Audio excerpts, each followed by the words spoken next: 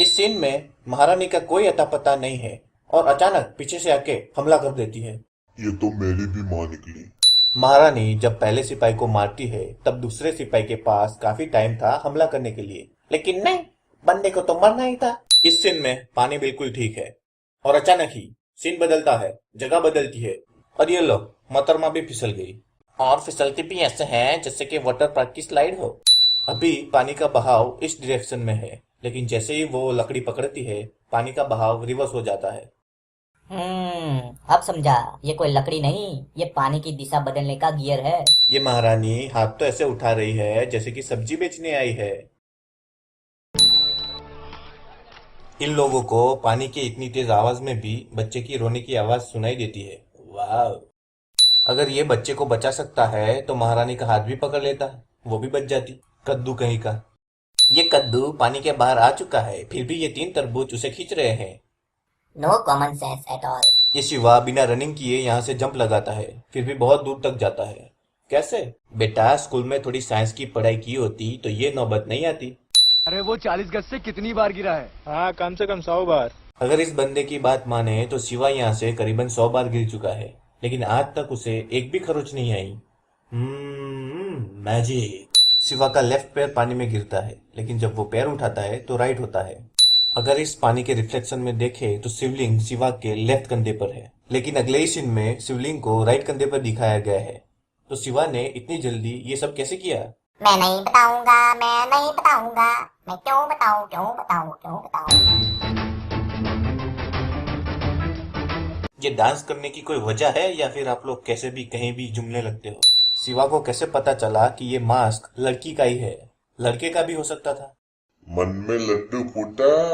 हाँ हाँ हाँ। अवंतिका सिर्फ अपना पंजा ही पानी में डालती है, लेकिन पानी के अंदर उसका पूरा हाथ दिखाया गया है।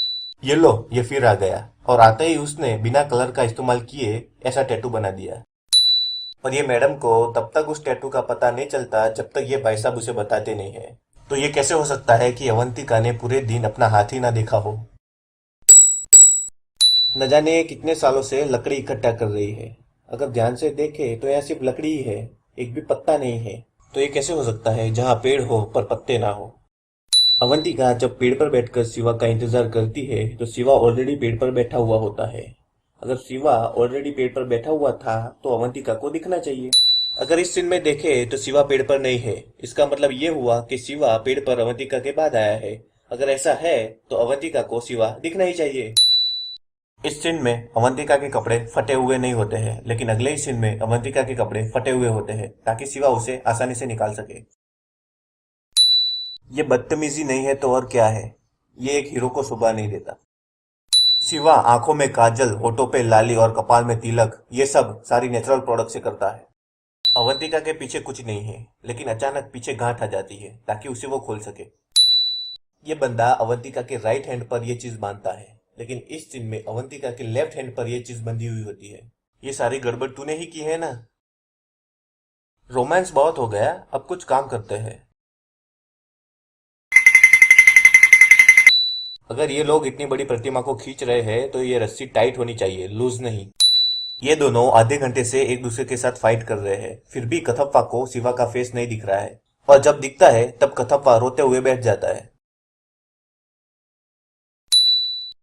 और ये महारानी ने ये चाकू कहाँ से निकाल दिया? और ये लो, ये हथियार भी कहाँ से आ गया?